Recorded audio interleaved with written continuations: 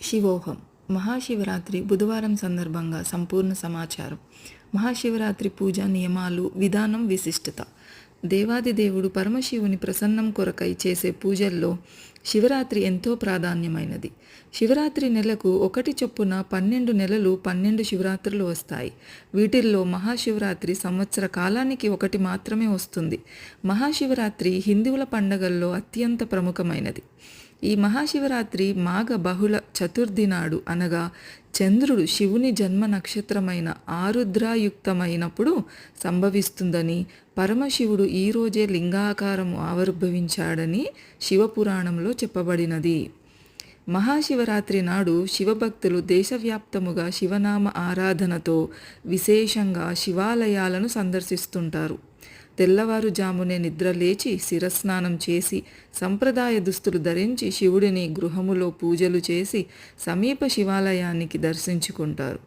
శివునికి ప్రీతికరమైన బిల్వపత్రాలను, ఆవు పాలు, తేనె, పంచామృతాలతో అభిషేకించి తన్మయత్వం చెందుతుంటారు.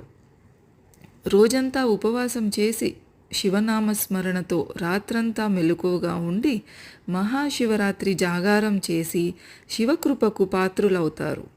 శివరాత్రి కథలు. క్షీరసాగర మదనం. శివరాత్రి ఎలా వచ్చిందనే కథలు పురాణంలో చాలానే ఉన్నవి. క్షీరసాగర మదనంలో కాలకూట విషం ఉద్భవించినప్పుడు దేవతలు, రాక్షసులు కంగారు పడ్డారు. ఈ కాలకూట విషానికి లోకాన్ని నాశనం చేసే శక్తి ఉంది.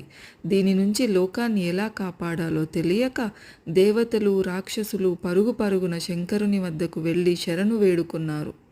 అంతటా ఆ మహాశివుడు లోకశ్రేయోదాయకమై గరళాన్ని మింగి తన గొంతులో దాచుకున్నాడు. లోకాన్ని నాశనం చేసే శక్తిమంతమైన గరళాన్ని తన కంఠంలో దాచుకున్నందున కంఠసీమ మొత్తం నీలిరంగులోకి మారిపోయింది. అందుచేతనే ఆ పరమశివునకు నీలకంఠుడనే పేరు వచ్చింది. లోకానికి ముప్పు తొలగిన ఆ రాత్రినే మనం మహాశివరాత్రిగా జరుపుకుంటున్నాము. వేటగాడు